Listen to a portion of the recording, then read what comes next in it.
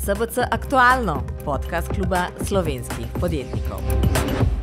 Lepo pozdravljeni v novem podcastu SBC Aktualno. Danes po temi, ki se skoraj da ne moremo izogniti, in sicer afera Sodna palača.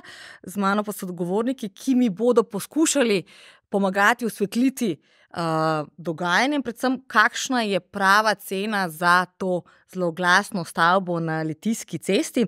In sicer na moji desni Mitja Križaj, direktor DSU-ja, ki upravlja državne nepremičnine, predtem zadnji direktor slabe banke, ki je tudi kar nekaj nepremičnin prodala, nekaj pa jih je še prenesla na SDH. Ajda Kaluža iz podjetja Arvio, ki se ukvarja prav tako z ocenjevanjem nepremičnin, zavarovanjem in podobno, dolgo leta na banki, kjer so zelo podrobno ocenjevali te nepremičnine. In pa še tretji sogovornik, Simon Kavka, pooblaščeni ocenjevalec vrednosti nepremičnin, to je to eden najbolj iskanih poklicev v zadnjih tednih, očitno. Tako da dobrodošli in hvala za vaš čas, da ste prišli v naš studio. Hvala za vabilo.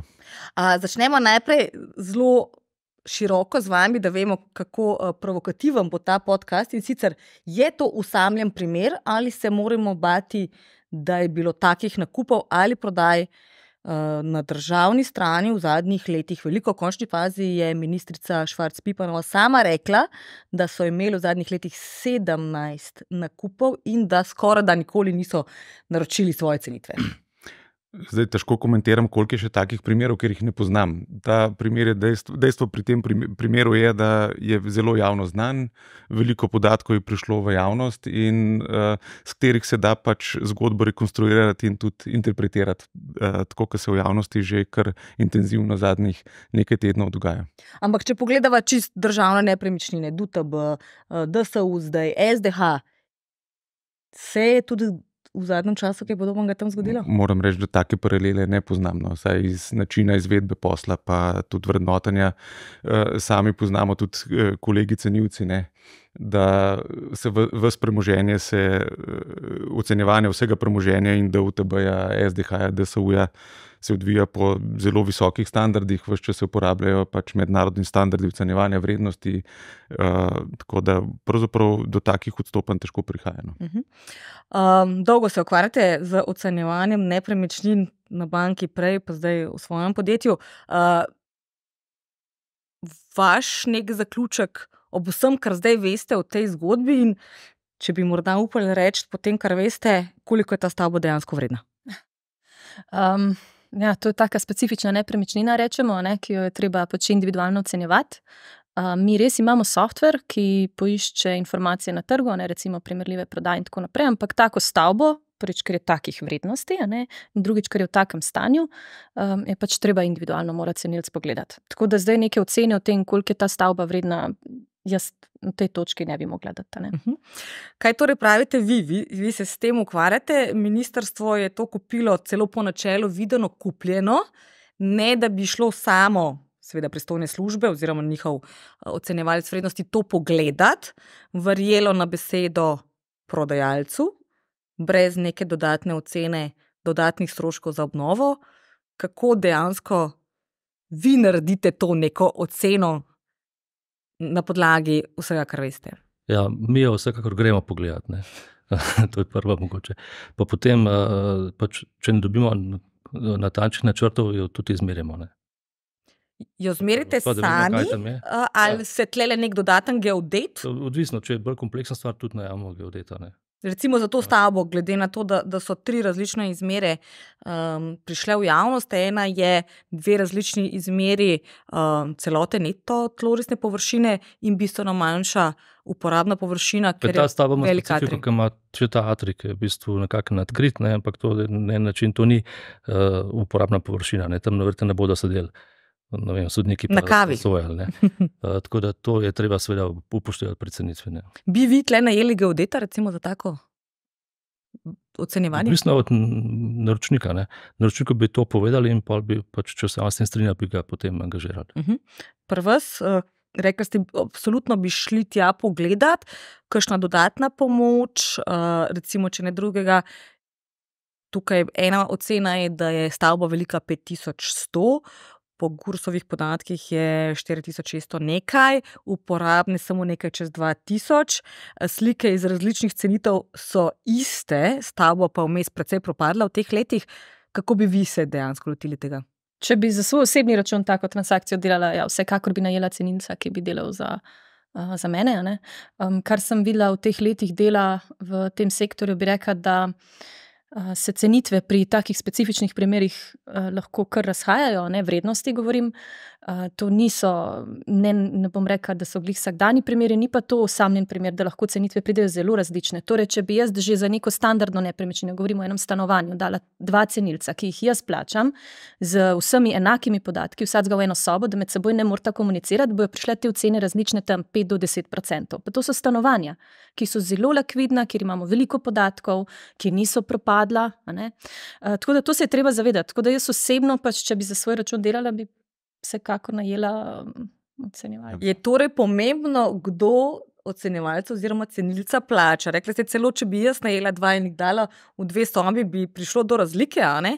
Kaj šele, če ga nekdo plača? Seveda dela v njegovem interesu, torej je pomembno, kdo ga plača. No, pri tem to je absolutno res. Seveda mora vsak, tudi naročilo samo je lahko precej drugačno, ne? Ukolikor se pravi, kupec naroči svojo cenitev, se jo naroča pravzaprav za svoje potrebe. V tem primeru bi vsaj, kar bi bilo potrebno narediti, je, da se poskuša umestiti v ta objekt idejno prostore in da pravzaprav naročnik sam najprej vidi, koliko je njemu uporabnih prostorov možno zgraditi v tej stavbi, in je to pravzaprav tista kvadratura, s katero on operira. Ne? Zdaj, kvadratura te stavbe je lahko kvadratura atrija, lahko je kvadratura terase, lahko je kvadratura kleti, zaklonišča, vse se to sešteva v neko kvadraturo, ki pa ne predstavlja uporabne površine za končnega uporabnika. Tako da se pravi, ta skrbni pregled in priprava na transakcijo v tem primeru bi mogla biti pravzaprav bistveno večja in bolj poglobljena, da se sploh lahko ocena vrednosti naredi. Ne? Sej z vidika naročnika bi bila tukaj vrednost lahko čisto popolnoma drugačna. Zdaj, v vsakem primeru pa v tej konkretni stavbi pri sami oceni bi mogli tudi seveda upoštevati strošek obnove, ne, ki pa je glede na predvideno rabo lahko zelo različen. Ne. Zdaj, nekdo, ki bi imel tukaj samo skladišče, verjetno ne bi take investicije izvedel kot nekdo, ki rabi vodno palačo. Ne. Da povemo ljudem, kaj sploh vi, ko delate neko cenitev, upoštevate tukaj. Seveda, velikost, stanje.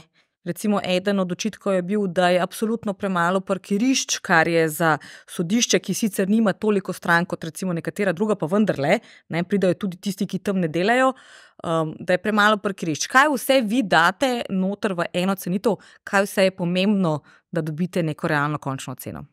Mislim, to za poslovno stavbo zagotovo je pomemben podatek, ali je, kako je dostopno, ne, ali se tam da parkirati, koliko ima uporabne površine, ne, kakšno razmerje je to stalo površino, če ima, ne vem, še 3 kleti, ne, pa samo eno površino pisarn, potem je verjetno primerna za karkoli drugega, kot pa za neko pisarniško rabo potem. Ne. So pa tudi stavbe, ki so tako v bistvu na en način narejene, da so tako rekoč neoddeljive ali pa neprodeljive. Ne. Recimo stavba, ki je na neki slabši lokaciji izven mesta in tam nekako ne moreš parkirati, to bistveno vpliva na njeno tržno vrednost. Ne. Če stavba v centru mesta, ne, kjer je veliko teh javnih parkirišč, to, da nima parkirišč, niti ni tak problem. Ne. Za stavbo nekje na obrobju, pa kar moraš imeti parkinge. Ne. Če jih nimaš, noben ne bo tja šel. Ne. Nobena firma ne bo tega najela, kaj bodo ljudje se vozili tja z nekim javnim prevozom ali kaj. Ne. Ki tudi ni tam idealen. To, ki je bilo tle zdaj nek komentar, da bodo pač parkirali tam nekje stran na park and ride in bojo tja hodili, to je absurd. Ne.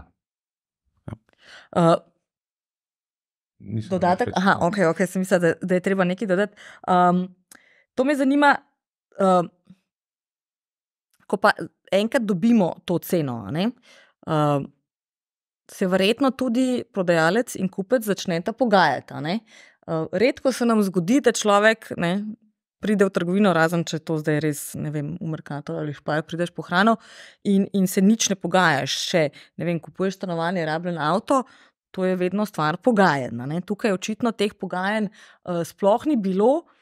Je pri čemer ni stavba lih taka, da bi človek rekel, zdaj pa sodniki vsak s svojim unim kovčkom, pa z obleko pride tja in se vselijo. Torej, približno vemo, kaj se nam bo zgodilo.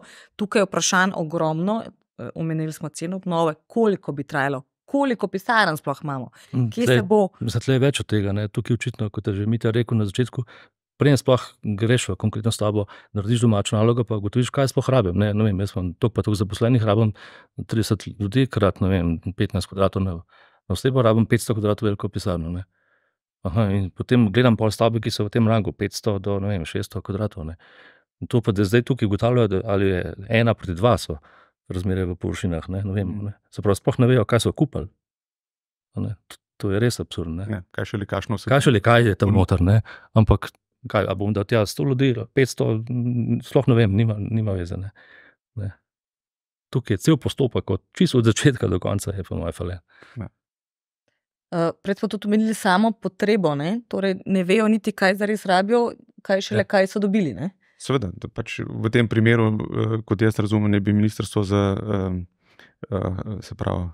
pravosodje naročalo pač prostore za sodišča, konkretna sodišča, ki imajo določene potrebe in specifikacijo potreb bi seveda mogli upoštevati pri umeščanju stavbe, pa pri iskanju stavbe. Je pa res, da stavb za take specifične potrebe zgrajenih na trgu pravzaprav ni.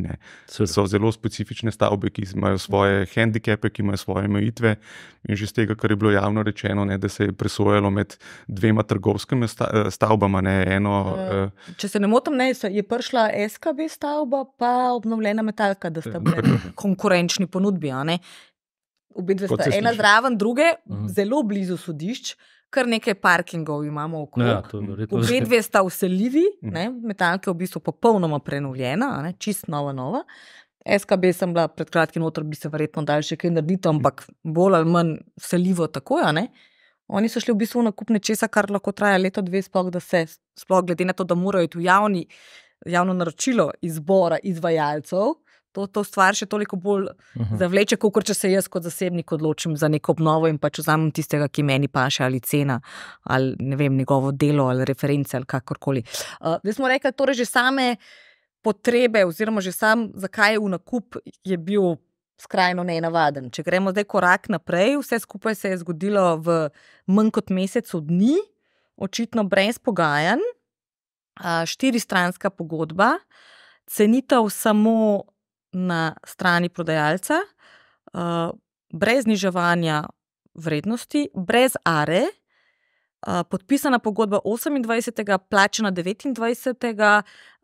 Brez overitve, brez zemljiškoknjižnega dovolila, brez zavarovanja denarja, nakazan dejansko na podajalčev račun, brez bančne garancije, brez fiduciarnega računa. Kakšen postopek je sploh to? Delali ste na banki dolgo za navadno stanovanje, ki je vredno pod 100.000 evrov, se banka ne loti tega tako? Ja, to je res. Na banki, če jemlješ hipotekarni kredit za stanovanje, se pravi, banka da denar in si svojo terjatev zavaruje z vpisom v zemljiško knjigo. Je pač se to zgodi simultano, ko greš k notarju podpisati s prodajalcem, kupec in prodajalec podpišeta sporazum, zraven je predstavnik banke, notar je zemljiško knjižno dovolilo, in takrat, ko je to podpisano, se denar naravnost prenakaže prodajalcu. Tako da je neka ta varovalka, da ne ostaneš brez premoženja, denar pa gre. In to je nek tak zelo standarden postopek, zelo utečen. Ker menda je bilo podjetje, tako rekoč insolventno, kar pomeni, če bi šlo slučajno v stečaj, bi ostali brez, ker bi šlo v stečajno maso, oziroma bi on lahko v tem času nepremičnino še enkrat prodal, glede na to, da ni bilo zemljiškoknjižnega dovolila. Teoretično možno. Bi pa to bil pač kaznivo dejanje, tako da teoretično je pa možno, ja.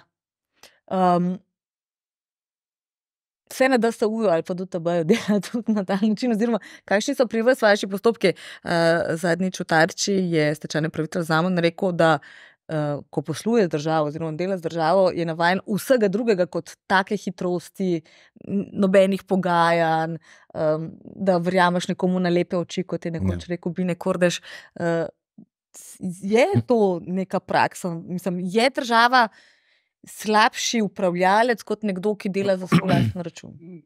Mislim, da ne. In ni to nujno. Ne. In tukaj pravzaprav jaz to gledam kot zelo izjemen primer, tudi na drugih projektih in zelo resnih projektih, ki jih načrtujemo z državo, če govorim zdaj o DSU-ju. Imamo na drugi strani javnega partnerja, ki je zelo kompetenten, zelo dobro tudi ekipiran in absolutno nimam te izkušnje. No.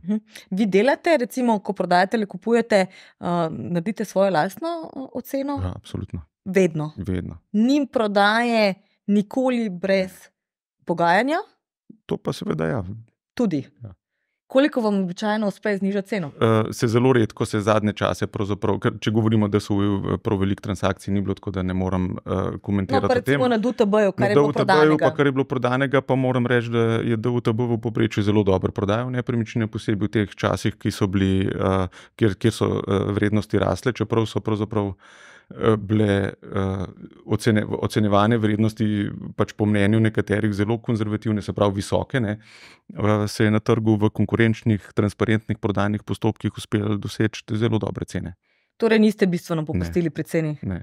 In nekakor takoj vzeli cene kupca, ki bi bila seveda precej nižja kot... Ne, pogoj za to je seveda, da imata kupec in prodajalec zadosti časa, da se transakcija izvede. Se to izvira že iz same definicije poštene tržne vrednosti, ne po ocenjevalskih standardih. Torej, če gre za milijonsko transakcijo, koliko običajno traja en tak postopek od trenutka, ko ne vem, nekdo na spletni strani vidi, da se nekaj prodaja, pa do trenutka, ko je urejeno vse, kar smo omenili, torej plačano, preknjiženo, vpisano v zemljiško knjigo. Torej, da so jasna pravila, čigavo je kaj in je vse čisto. Po mojem mnenju to ni toliko povezano s časom, kot z postopki pa procesi, ki jih pri tem narediš. Ne. Tako da lahko je to štejemo v mesecih, lahko je pa to relativno hitro narejeno, če je interes, pa če je pač ekipiranost v redu. Bolje je vprašanje, kakšne postopke izvedeš, pa kakšno dolžnost, skrbnost pri tem tudi pokažeš. Verjetno pa o dnevih vseeno ne govorimo. Ne. Ne? Okay. Prej ste rekli, da se velikokrat te ocene razlikujejo. Zakaj prihaja do takih razlik, ker v končni fazi rečemo, ne vem, smislila si bom 100 kvadratov sredi Ljubljane, namembnost je lahko taka in taka, kako lahko to nekdo vrednoti na 700 000 evrov, recimo, da gre za stanovanjsko nepremičnino, nekdo pa na 400. Ja, najprej se je bilo že omenjeno, ne, namen, za katerega je poročilo pripravljeno, ne. Če sem jaz naročnik, pa sem recimo kupec, ne, kaj je moj cilj? No, ja, in če sem prodajalec, je pa moj cilj, Ja. ne, in zdaj, tle vmes je pa manevrski prostor, ne. Najdeš primerljive transakcije, najdeš najemnine, lahko zračunaš donose, ne, in te primerljive transakcije so lahko od do. Seveda nek razpon razumen obstaja, ne, ampak hočem povedati, da neke meje spodnje, zgornje pač razumne obstajajo, ampak razpon pa tudi, ne. In znotraj tega razpona se potem kupec in prodajalec v običajni transakciji dogovorita. No. To je prevelik razpon, ki ste ga vi rekla. No. Ta ni, no, ampak recimo v tem primeru je od tega, kar je on kupil, kar je 1,7 milijonov, do tega, kar je bilo prodano, nekajkratna razlika. Niso samo, ni samo 50% ali pa 70%, ja, seveda, ki je nekajkratna, pri čemer so bile ocene od 2 milijona 700 na začetku, oni kupil po 1,9, pa vmes prodajal po nekaj manj kot 5, pa medicinski center Bled je tudi nekako pred obnovo vrednotil na približno 5, na koncu pa je bilo brez pogajanj prodano za 7,7 milijona. To je nekajkratna razlika. To nima veze z cenitvijo nepremičnin. No. Kaj bi vi rekli, katera od teh je tista, ki je najbolj verodostojna? V osnovi je to, kot rekla, da res ne. Pač cenitev se naredi za naročnika in če je nekomu, ki prodaja v interesu, da je pač on je v vrednoti više, ti kot cenilec moraš sicer biti seveda objektiven, ne? Ampak neka toleranca, plus minus 10% je nekako razumna. Ne? Se pravi, če nekaj dejansko vrednoto na 500 000, lahko tudi slabih 500 pa dobrih 500, ne? Tam nekje smo, ne? Plus minus 10%, po moje vedno se da to zagovarjati, ne more biti pa tle nekaj kratnik. No? To pomeni, da nekaj ni bilo prav narejeno. Ne? Niso bili pravi podatki uporabljeni. Na kateri strani, torej na previsoki ali na prenizki, glede na to, da je v bistvu obakrat sodelovala ista ocenjevalka? Se je vam kdaj zgodilo, da ste se podpisali pod cenitev, ki niste vi naredili sami? To je absurdno. Je to zrelo za kakšen postopek? Tam je prav izjava, da si sam naredil cenitev. Se pravi, to je naverba, ne tako rekoč. Imate cenilci kakšen organ, ki... To je kar sodna. Mislim, ampak recimo... To preganja, to ni naravno med mi. Imamo drugače, Inštitut za revizijo ima seveda nadzor, nadzorne organe in ne vem, kako bo tle šlo, ampak ne nadzorni cenilci. Ja, tako. To sta dve različni. Ja, to je pa druga stvar. Ampak on je bil pooblaščen, ona je sodna cenilka. Mislim, da so vsi podpisali kot sodni cenilci. Ampak on je sicer pooblaščen. Ona mi da je. Mislim, da je on sodni cenilec, če se ne motim, pa trdila. Pa to povemo. V čem je torej razlika med sodnim cenilcem in pooblaščenim cenilcem vrednosti? Ene imenuje Ministrstvo za pravosodje, te druge pa Inštitut za revizijo. To je razlika in recimo razlika je tudi v tem, da recimo jaz konkretno imam licenco Inštituta za revizijo, ta licenca se na 3 leta obnavlja, moramo se udeleževati redno nekih izobraževanj, potem imamo tudi redni nadzor, naše cenilce se pregledujejo, recimo ta konkretno, če je neka taka stvar, jo tam se pregleda in se tudi lahko je sankcija tudi odvzem licence. To se še ni nikoli zgodilo na Ministrstvu za pravosodje. Torej, teže je dobiti licenco inštituta, kot da te ministrstvo... Ustaljen postopek je na Inštitutu za revizijo, kako jo dobiš. Se vpišeš na izobraževanje, narediš zaključno delo, ga zagovarjaš in potem imaš to licenco dovoljen za delo. Ministrstvo za pravosodje ima pač nek postopek, ki je zelo nepregleden. Vsake toliko let razpišajo izobraževanja, ki so krajše, neke pogoje moraš izpolnjevati in potem, ko dobiš to imenovanje, je tako rekoč, ima do smrti. Pa je recimo v sami ceni cenitve razlika, kdo jo naredi? Ne bi smeli biti zaradi tega, ker vsi ocenjujejo po mednarodnih standardih ocenjevanja vrednosti nepremičnin, se pravi osnovna pravzaprav učbenik za ocenjevanje je isti. Koliko običajno stane taka ocena, ker ena razlaga ministrstva je bila, da so varčevali. To je hezen, nekaj kupuješ za 8 milijonov in varčuješ potem pri... Koliko stane recimo tako? 1500 do 2000 evrov recimo, neka taka, za tako stvar. To je odvisno od velikosti, od vrednosti same nepremičnine, kako se postavi cena? Ja, tudi od kompleksnosti. Recimo v tem primeru, če bi še angažiral geodeta, bi še tam bilo nekaj za to tako, odvisno kaj vsebuje cenitev. Ampak o tem rangu govorimo in to primerjaš potem za celo investicijo, je to smešno. In hkrati nisi izbral za pomoč nekoga, ki ga ti sam imenuješ. Ne bi niti rabo iti na inštitut po nekoga, ampak bi izbral med ljudi, ki so v tvojem seznamu cenilcev. So pa hkrati očitno na Ministrstvu za kulturo bistveno bolj spretni pri pogajanjih. Ravno v zadnjih mesecih spremljamo zgodbo Plečnikovega bežigrajskega stadiona, kjer je šef SBC-ja ga želel nazaj prodati državi. Tam je pa recimo ravno drugačna zgodba. Ministrstvo za kulturo, ki verjetno ne bi na prvi pogled slovelo kot najboljši pogajalec med ministrstvi v državi, je stadion ocenilo na 11,7 milijona, Pečečnik na 18,6, medtem ko je cenilec Mestne občine Ljubljana 18,1. So to tudi prevelike razlike, ali smo še v tem nekem okviru normalnega?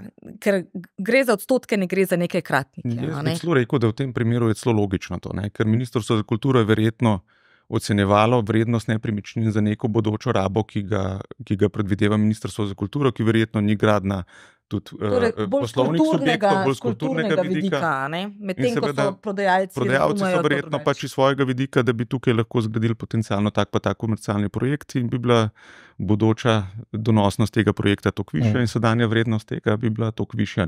In se mi zdi popolnoma logično, da je tako odstopanje. Torej, eno ministrstvo pa je naredilo svoje delo, če že ministrstvo za pravosodje ni. Gremo malo k cenam. Je možno, da se je ta, če odštejemo vse nenavadnosti tega projekta, postopka, je možno, da so cene v teh, oni kupujo leta 2019, torej 4 leta približno, da so cene toliko zrasle, oziroma da je nepremičnin na trgu, da to odtehta to razliko v ceni. Ker stopnje rasti so bile dvocifrne v teh letih. Nekoliko samo z tega vidika, da če je ocenjevalec vrednosti v leta 2019 eventualno ocenil, da so bile povprečne najemnine v tem območju toliko nižje, kot so bile recimo v letu 2023, ne.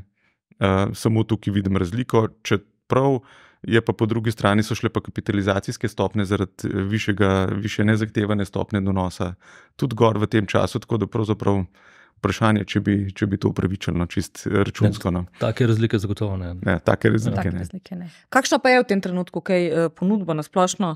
Kar nekaj se gradi, nekaj novih poslovnih stavb, novih poslovnih prostorov. V zadnjih letih so bili hoteli popularni. Ja. Je za pisarne, recimo rekli smo, kaj je dobilo ministrstvo, kakšne 3 ponudbe je dobilo, je res trg majhen v tem trenutku, če lahko rečemo? Dejstvo je, da če greš na trg, da želiš čez pol leta ali pa čez 1 leto vseliti v poslovno stavbo, ki meri 5000 kvadratnih metrov, je v Ljubljani nerealno pričakovati, da boš našel primerno stavbo. In v tem primeru, glede na to, da ima ministrstvo za pravosodje 2 zemljišči v centru Ljubljane praktično, kjer bi že zdavnaj lahko zgradili svojo poslovno stavbo. In so projekti že narejeni. Po meri njihovi bi bilo absolutno bistveno bolj smiselno, da svojo palačo zgradijo.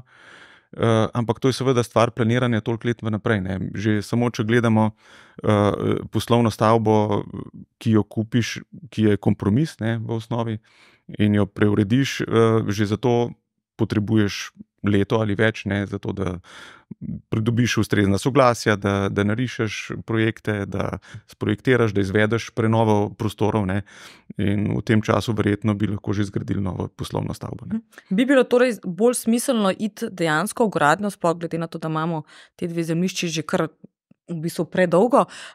Ministrica je zadnjič kot enega od argumentov navedla tudi to, da če bi ostane cena slabih 8 milijonov, pa dajo približno 4 milijone v obnovo, kar je bila neka menda ocena gradbincev, ki so jo naredili, da bi dobili za 12 milijonov, kar je malo, ko je potem preračunala na kvadrat, ne vem pa, kateri kvadrat je upoštevala, bi bilo ceneje, sploh če potem upoštevamo investicijske stroške, vzdrževanje, ki jih nova stavba ne rabi, da grejo v gradnjo palače po njihovih lastnih potrebah in željah.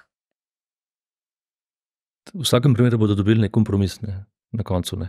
Dobili bodo stavbo, ki bo na nepravem mestu, ki še vedno ne bo imela parkirišč, pa ki je tako kot, saj približno jaz tisto stavbo poznam,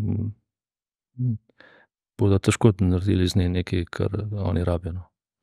Torej, gradnja absolutno bolj smiselna rešitev. Mislim, tam pa narediš točno to, kar rabiš. Ne. Za kakšen denar približno? Ja, odvisno od specifikacije projekta, ne, kaj si želiš v objektu imeti, pa kakšne posebnosti. Ampak če vzamemo neko tako zdravo sredino. Zdaj jaz bi spet izhajal tukaj iz potrebe. Ne.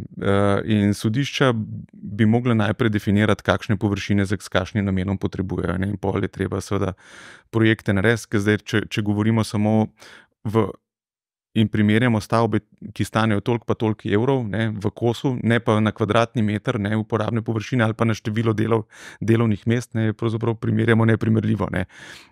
Sem zasledil tudi en argument, da stavba bi bila pa za Bežigradom predraga, da stane čez 100 milijonov evrov, v redu, ampak tista stavba bi bila bistveno večja, ne, in bi tudi druge potrebe zadovoljevala. Ne. Ta stavba je pa pač ena malenkost proti tisti veliki stavbi. Ne. Sej lahko bi mogoče zoptimizirali projekt za Bežigradom, ne. V manjšega, če je to prevelik, ampak to je to. Ne. Kaj pa to same najemnine? Vmes so se kar velik številk, ki so bile med sabo različne, pojavljale, koliko zdaj ministrstvo za pravosodje plačuje za različna sodišča, ki so raztrešena po celi Ljubljani in pisarne. Recimo, očitno gre več ali manj za zasebne prostore, da se v njima nič primernega, recimo, ne, da gre saj iz enega žepa državnega od drugega, ne da se nekim zasebnikom plačuje. Ministrica je tudi rekla, očitno nekomu ni v interesu, da imamo novo palačo, iz česar bi človek lahko razbral, nekdo bo zgubil najemnino, da se v njima, recimo, ali pa DUTB to, kar je imela. Kaj takega, da bi namesto, da se na 18 lokacijah lovijo, so razseljeni po nekih malih prostorih, plačujejo precej zasebnikom, grejo vsaj v državne prostore? Ne, tukaj je predvsem stvar res dolgoročne strategije. Nepremičnine so tudi pri poslovanju podjetij ene od odločitev, ki vplivajo za več let, kje bodo svoj posel upravljali, in to je pač treba skrbno načrtovati. In tukaj so te debate relativno nepamet, ker ne vemo, koliko sodišče točno, v kateri lokaciji, koliko na delovno mesto se plačuje. In jaz osebno mislim, da najemnina ni samo po sebi nekaj slabšega od lastništva, še posebej, če pri tem upoštevamo dejansko stroške skozi cel življenjski cikel nekega objekta. Zdaj, strošek ni samo takrat, ko se stavba zgradi, strošek je tudi, ko se stavba vzdržuje, ko jo treba adaptirati, ko je treba ponovno nekaj narediti z njo. Težava je tudi to, da same površine, ki jih ministrstva potrebujejo, se zelo spreminjajo. Že če zdaj gledamo v zadnjem času, ko se je število ministrstev precej spreminjalo in sestava ministrstev, je prišlo do precejšnjih sprememb tudi znotraj teh lokacij, in tukaj je sigurno, če si najemnik, imaš bistveno več manevrskega prostora, kot če si ujet v neki lastniški stavbi. Tako da ta tako imenovani asset management vidik, pa vidik iz višine ali pa z večjo širino pri teh načrtovanjih manjka. Je pa res, da v celotni državi to ni isto. Recimo, mi imamo izkušnje z Ministrstvom za javno upravo, ki je dejansko pooblaščen za centralno načrtovanje nepremičnin za celotno javno upravo, razen seveda za specifična ministrstva, ki imajo svojo ingerenco, in ocenjujem, da oni delajo svoje delo zelo v redu, in koordinirajo te površine in pregledujejo najemnine in se pogajajo, tako da tukaj nimam kaj pokomentirati.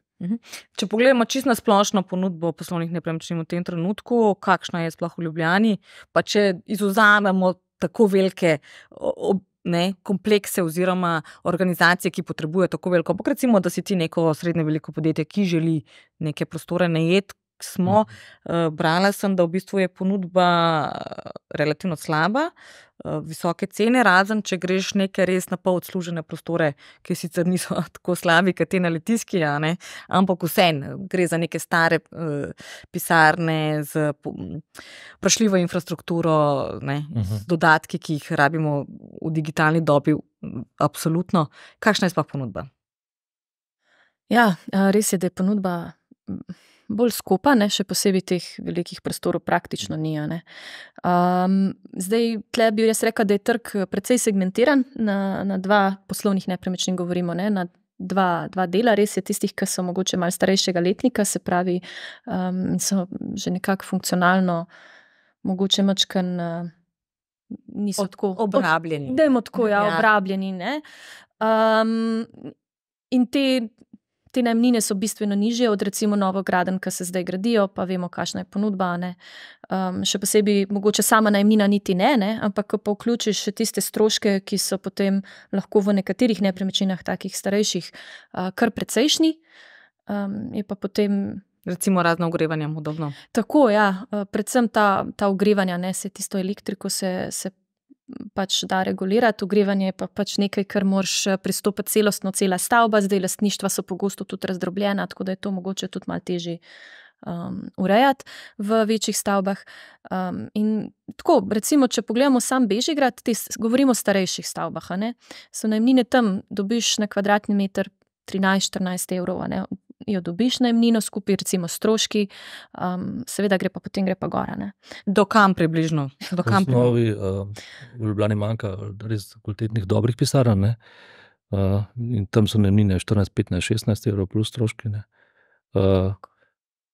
Povpraševanje po logističnih nepremičninah veliko, v celi Sloveniji. Starejše pisarne se težje dajo.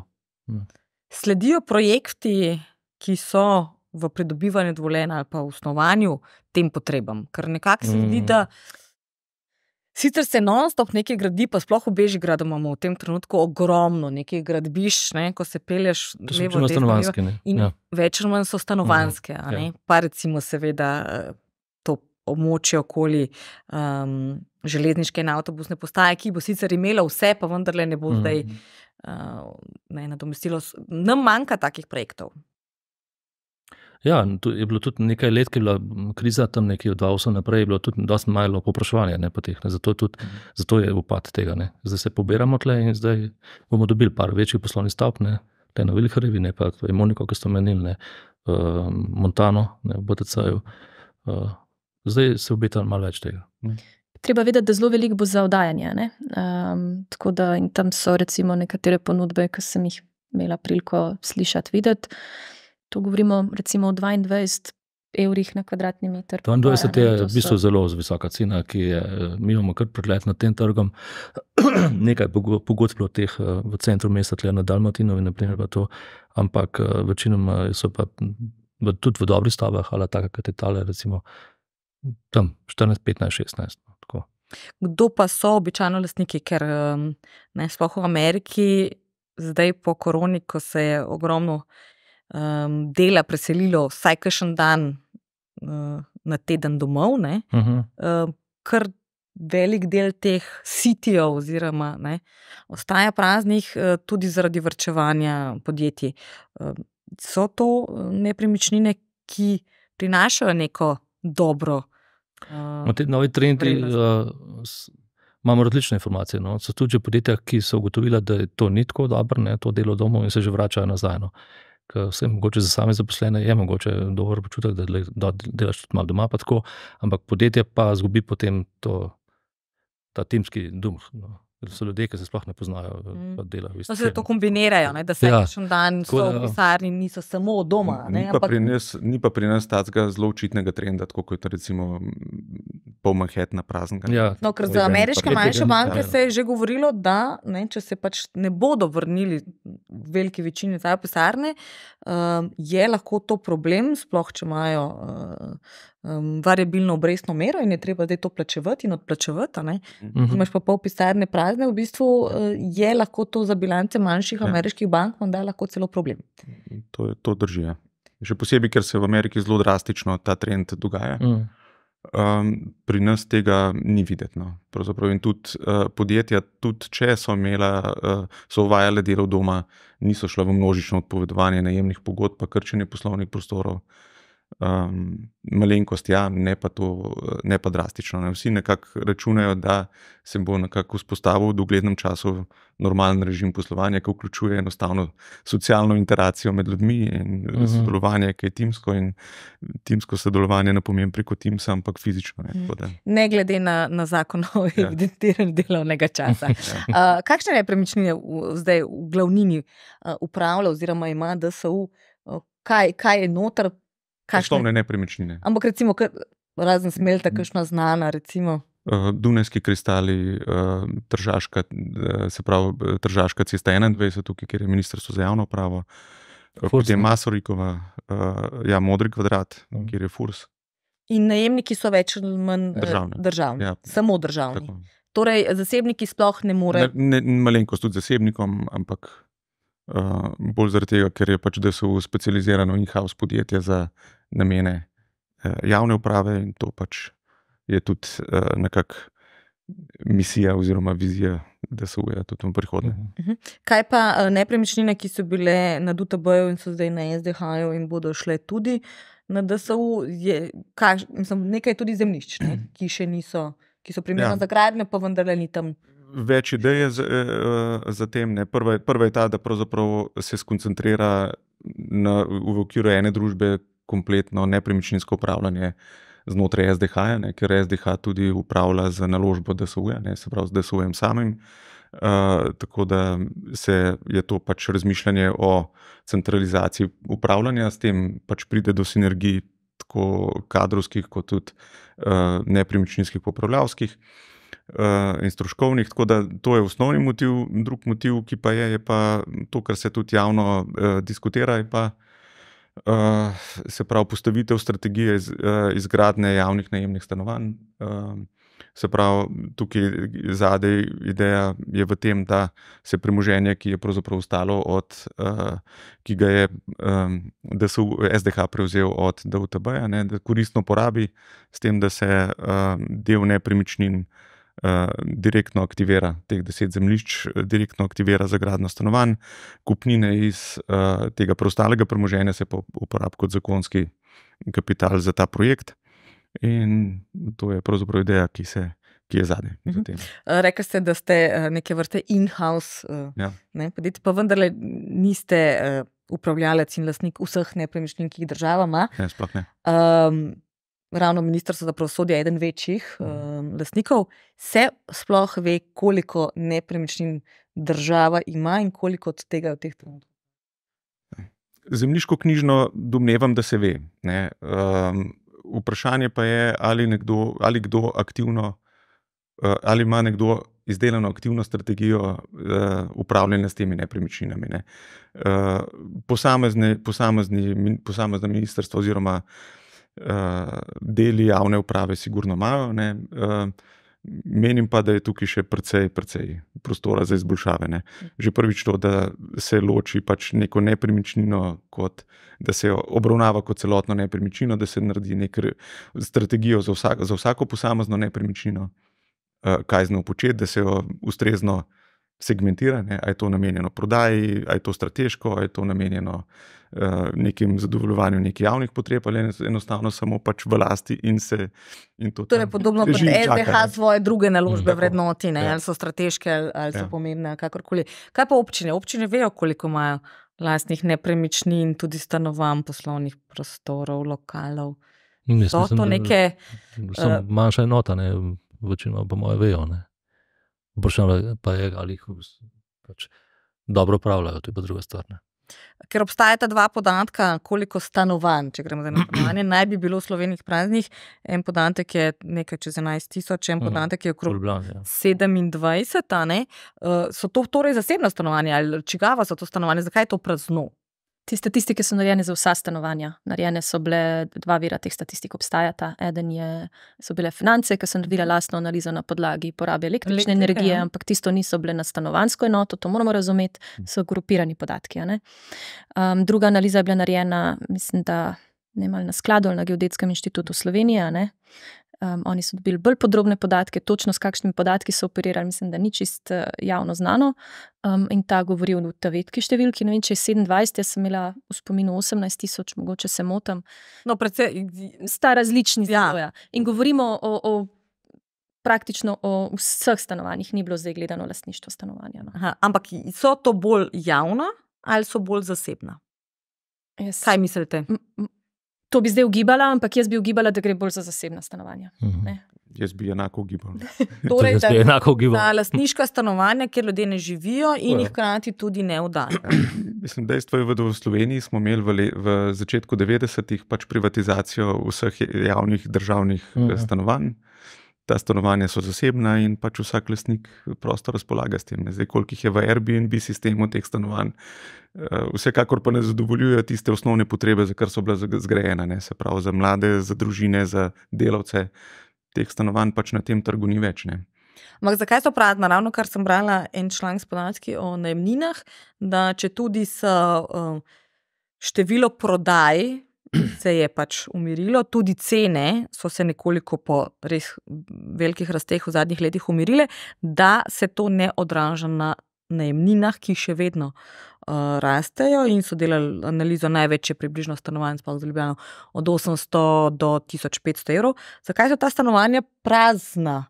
Več razlogov je za to, ne? En je verjetno ta, da ljudje ne potrebujejo tega dohodka, donos na stanovanja ni tako velik, kot je mogoče na poslovne nepremičnine, ne, mogoče so tudi denar varno naložili. Slovenci imamo zelo radi nepremičnino, ne, kot naložbo. Drugi razlog pa jaz mislim, da je za iskati tudi v naši zakonodaji, ne, kjer pač imaš lahko z oddajo nekega stanovanja, ki mogoče ga zdaj 1 leto ali pa 2 ne boš uporabljal, potem pa pričakuješ, da bojo mogoče tvoji otroci šli študirati v prestolnico, pa bojo noter živeli, ne. In če to stanovanje oddaš in dobiš noter nekega najemnika, imaš lahko težave to lastnino dobiti nazaj. Zdaj... Ali pa precejšno škodo z samo uporabo. Ja. Pa še relativno visoki davki so tudi. Tudi to, ja. In tako da tukaj ni spodbude. Ja. Ne, da bi... Dejstvo pa je, da z vidika naložbe pa to dobra naložba. Sej je niti ne oddajaš in cena ti pa raste in vrednost ti pa raste. Ne. Tako da... Dobro, ampak niso vedno vse lokacije, vse vrste nepremičnin enako dobre, ne? Tudi njihova rast Tržna vrednost gre gre gor. Pa tudi prvi stran, pač te ljudje niso vsi dobri gospodarji, ne? Pač imajo pač prazno. Pa. Zdaj se razmišlja v večjih smereh, kako to rešiti. Eno je nek davek na premoženje, ki bi sicer obdavčil tudi druge stvari, ampak nepremičnine bi bila kar zelo pomembna struktura tega davka. Potem recimo Ministrstvo za gospodarstvo razmišlja o omejitvi kratkoročnega najema, torej Airbnb, Bookingov po vzoru recimo Dunaja, ki je zdaj omejil samo na 30 dni. Vi ste rekli, nobenih pametnih spodbud, visoki davki, ki so šli nazaj na 25% iz 15%, ne, v lanskem letu za oddajo. Kaj od tega je rešitev, oziroma je to kombinacija vsega? Nič od tega, zdaj smo ugotovili, da nepremičninski trg. Jaz osebno bi vsekakor spodbudil, se pravi penaliziral kratkoročno oddajanje, se pravi z višjimi davki, se pravi, da so davki za kratkoročno oddajanje bistveno višji od davkov za dolgoročno oddajanje.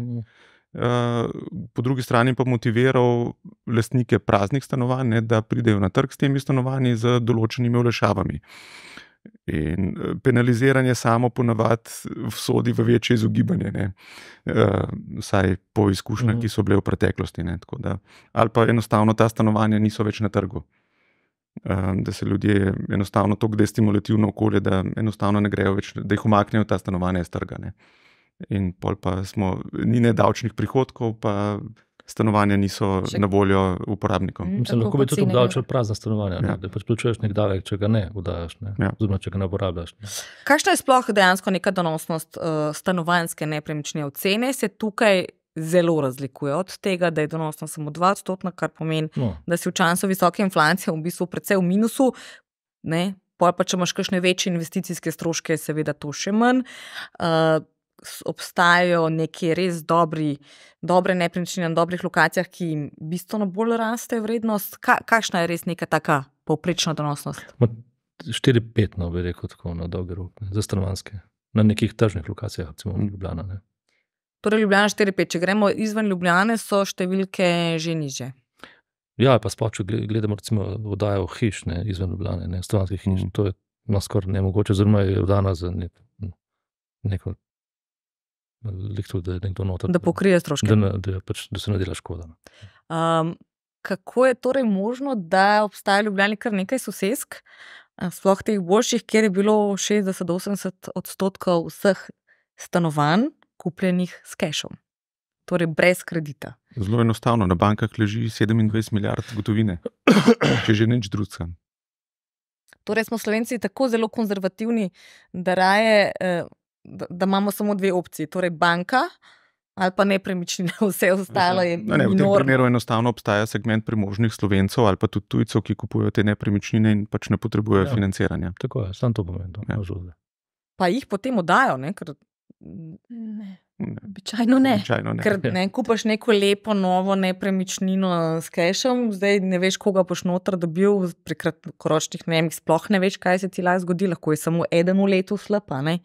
Pa imaš velik problema, ne? Mislim, to je bilo par teh stavb v Ljubljani takih, ker se je to, ker v Ljubljani dejansko je nekaj stavb, ki so res nadstandardne, in to ne govorimo o 100 stanovanj, ne.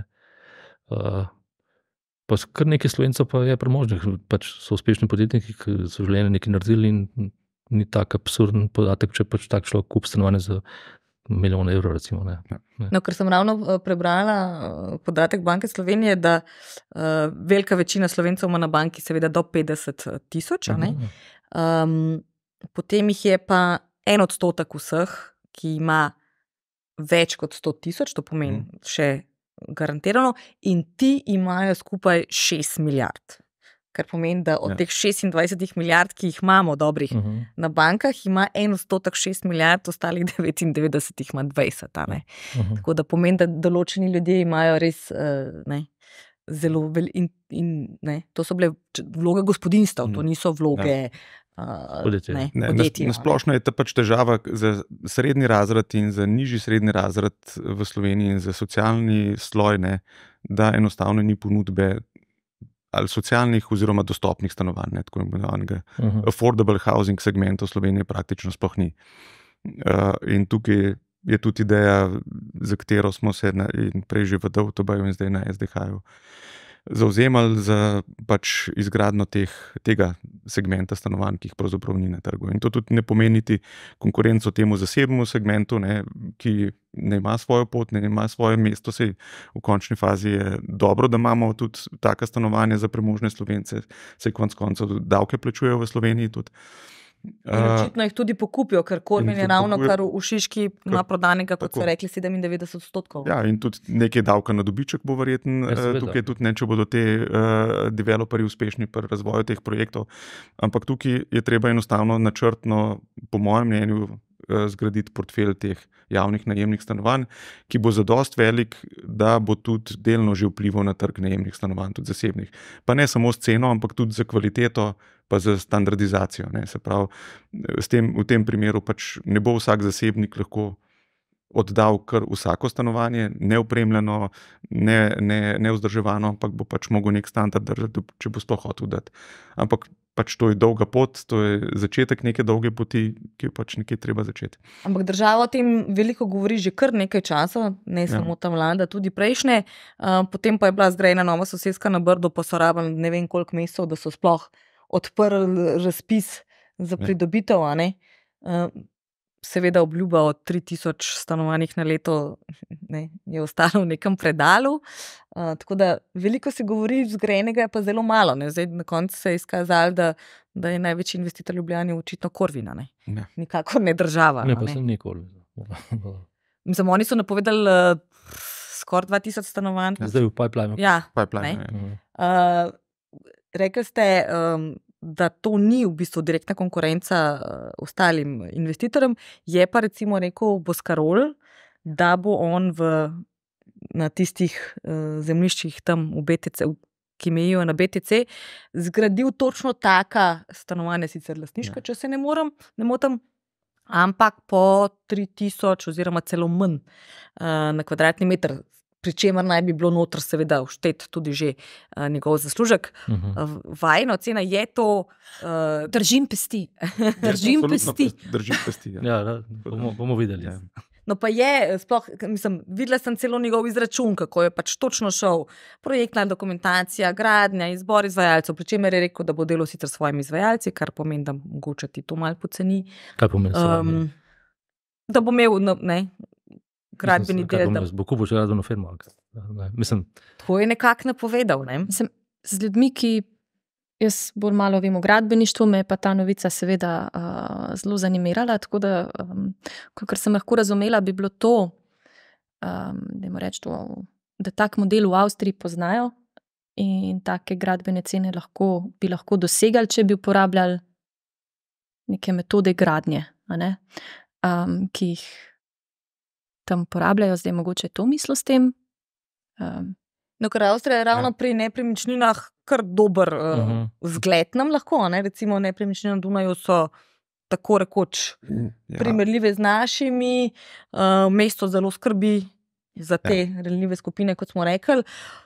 Zdaj so recimo šli v to 30-dnevno kratkoročno dajanje omejitev, pa še to 5 čejev, torej se moramo zgledovati po Dunaju. Jaz se absolutno strinjam s tem. Avstrijski model je tudi po ocenah OECD-ja in tako mednarodno primerljivo je pravzaprav v svetovnem merilu vzorčni primer, kako se v bistvu ena stanovanjska politika lahko vodi. Ampak njihov model pravzaprav temelji na teh organizacijah omejenega dobička. To so posebne organizacije, ki so regulirane s posebnim zakonom, ki pravzaprav določajo najemnine na podlagi stroškovne najemnine, to je prva stvar. Druga stvar, pri izračunu najemnine lahko upoštevajo samo omejen dobiček, kar pomeni v njihovem konkretnem primeru 3,5% trenutno v Avstriji. In s tako strukturo izračuna najemnin lahko pridejo do zelo ugodnih najemnin. In to je tisti temelj. Zdaj, Avstrijci imajo stanovanje za kritično infrastrukturo. S tem mesto Dunaj tudi je konkurenčno proti ostalim mestom in s tem privablja tudi konkurenčne kadre. In oni to že uspešno delajo več desetletij oziroma skoraj že 100 let. In imajo zelo velik portfelj teh stanovanj. In jasno, oni imajo te najemnine toliko nizke tudi zaradi tega, ker so določena ali pa velika večina stanovanj relativno starih že tam. To so stanovanja, ki so se gradila v 60-ih, 70-ih, 80-ih. In večino teh nepremičnin je že kar precej zamortiziranih, ekonomsko zamortiziranih. To so še vedno zelo kvalitetna stanovanja, ampak imajo pravzaprav zaradi tega zelo nizko povprečno najemnino. Zdaj, je pa treba nekaj v njih vsake toliko vložiti. Absolutno. In to mesto tudi pač te organizacije so dolžne tudi vzdrževati in ta dobiček, ki se ustvarja, je pravzaprav namenjen mora vedno ostati v tem sistemu. Zdaj, nova stanovanja so pa oni soočeni ta moment z istim problemom, stroški gradnje so šli tudi pri njih gor, tudi strošek denarja je šel gor, ker se pač tudi te organizacije dražje zadolžujejo pri zdajšnjem cenah denarja, tako da v bistvu tudi oni imajo iste izzive kot mi. Ta moment. In strošek gradnje je pravzaprav eden od ključnih. Dobro, pri nas imamo pa še težavo oziroma izziv, kako pospešiti gradnjo, predvsem zaradi zelo, zelo dolgotrajnih postopkov in kompleksnih postopkov pridobivanja gradbenih dovoljenj. In negotovih postopkov. In negotovih, ja. Pa še toliko hujš, ker ti ne veš, dejansko. Plus potem imamo, kadar gre za javno sredstvo, še javno naročanje, pa izbor, pa potem pritožba, pa ponovitev postopka, pa to se vse sešteva, seveda. Zavlečena. Je torej rešitev na lokalni ravni, na nacionalni ravni, kako da se cel sistem, velikrat smo danes omenili Ljubljano, pa seveda ni Ljubljana edino mesto, ki ga imamo v Sloveniji, kako to rešiti na nacionalni ravni? Z zelo dobrim sodelovanjem vseh nivojev.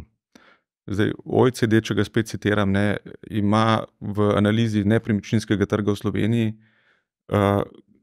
nek kazalec, ki se mu reče v bistvu, ki ocenjuje kompleksnost postopkov pridobitve gradbenega dovoljenja, in Slovenija ima pravzaprav najnižji skor od vseh držav OECD. Ravno zaradi tega, ker je toliko prepleteno in negotovo to pridobivanje gradbenih dovoljenj in prepletenost med lokalno pa državno oblastjo, in ta kompleksnost tega postopka je pravzaprav bistvena, zakaj gradbenih dovoljenj ni možno prej pridobivati. Zdaj že sam postopek, če pogledate, če narišete pravzaprav čart, kako pravzaprav postopek gre, pri kompleksnih projektih se vidi, da je zelo, zelo kompleksen proces. Kako primerljiva z nami je recimo Hrvaška, ravno sem poslušala podatke, da sploh v Dalmaciji grejo cene rabljenih stanovanj 5, 6, 7 tisoč, kljub temu, da je lani samo petino vseh nepremičnin so kupili tujci, prej je bil ta delež tretjina, kar pomeni samo 2/3 so domačini. So oni boljši, slabši? Slovenci imamo tam kar velik del nepremičnin, sploh vikendov. So kaj boljši, so slabši, kje so? Jaz mislim, da niso nič boljši. Enako slabem, če se pogovarjamo z nekaj delom na Hrvaškem, z agencijami, s cenilci, in imajo zelo podobne probleme, kot jih imamo mi. Načeloma je tam še dosti slabše urejeno stanje in tudi dosti več gradenj, ki niso skladne z gradbenim dovoljenjem. Tudi težava z infrastrukturo na Hrvaškem. Je zgrajena infrastruktura, tudi če ti parcelo, ki je zazidljiva, kupiš, še ni garancije, da bo občina kdajkoli kakšno vodo prepeljala. No, tudi mi imamo tle ravno kar zdaj manjšo težavo, ker je Ustavno sodišče konec lanskega leta zadržalo izvajanje tega 146. člena zakona, ki bi legaliziral določene gradnje in seveda tudi končal inšpekcijske postopke, zdaj pa vse do končne odločitve stoji. Zakon res morda ne bi najbolj pretehtan. Je veliko takih nepremičnin, ki zdaj za tega čakajo na to? Kar jih je, ja. Ja? V kakšnih številkah okvirno? To težko reči, ampak sploh stanovanjske hiše, no. Torej razni nadstreški, še eno nadstropje, garaža dodatna, take stvari. Da končamo s tem, kar smo začeli, danes smo veliko povedali o cenitvah, kako se dela, kako tečejo postopki. Bomo kdaj prišli do konca tele afere Sodna palača in bomo vedeli, kje in ne samo enkrat se je zataknilo, oziroma kje je nastal ključni in primarni problem? V pristopu celotnem, no, jaz mislim. Ampak sej, če bo ministrstvo uspelo z svojim načrtom in bo dejansko tam sodišče, jaz upam, da bo vse javnosti dokazalo, da je bila to dobra odločitev. Sej, mi vsi prejudiciramo tam. Da ni tako, kot zgleda. Ja. Koliko pomembna je v tej zgodbi torej vloga cenilcev? Cenilce pač, skoliko odvetnika, on dela za naročnika. Naročnik je tisti, ki vodi postopek in on mora vedeti. In koliko zdaj meče slabo luč na celoten ceh, recimo slabi 20 leti nazaj je senca padla na notarje zaradi parih primerov. Lani smo bili priča aferi z stečajnim upraviteljem, za katerega se je po smrti ugotovilo, da si je iz vseh stečajev na lasten račun izplačeval sredstva upnikov, tako rekoč. Je to nekaj, kar meče daljšo senco na vse? Mislim, zagotovo nam ni v čast. Bo kakšna sprememba zakonodaje, ponavadi se tako pol reši, ker se ugotovi, kje so možne pomanjkljivosti in zanke. Mislim, da ni potrebna sprememba zakonodaje, se mednarodni standardi ocenjevanja vrednost so jasni in treba se enostavno standardov držati. Če pa pač se nekdo ne drži standardov, pa pač ne more biti cenilec. Torej, predvsem mora biti kupci dovolj pametni in natančni in skrbni. Ja, seveda. On je tisti, ki v bistvu na koncu pogleda, kaj je dobil, kako je dobil, kdaj je dobil, kako je narejeno. Njegov denar je konec koncev. Ne samo kupcija. Kdorkoli se spušča v nepremičninsko transakcijo, zdaj tudi, če pogledamo fizično osebo, to je največja finančna odločitev. Morda je edina v življenju, ki te za naslednjih 20 let še štejemo kredita, zaznamuje in resno premisliš. Čeprav imamo seveda tudi zgodbe, ravno prej, ko smo omenili notarje, so bili zgodbe tudi za nakupi stanovanjskih nepremičnin z Bilskega in podobno. Ampak vseeno ampak dejstvo je, da vsak zasebnik z domačim proračunom ima lepše ravna, kot država svoj. Meni je vedno vprašanje ravnanja, ali kot javni uslužbenec se držiš istega standarda, kot če bi bil to tvoj denar. In če se, potem je zadeva zelo enostavno, kakšni morajo biti postopki, pa kaj vse narediš, preden kaj podpišeš. Hvala lepa za tole, za vsa pojasnila. Sicer nismo zgodbi prišli do konca, Upajmo, da in nekdo bo, glede na to, da se s tem ukvarjajo in vsi na ministrstvu, in cela vlada, in policija, in kriminalisti, in tudi KPK po novem.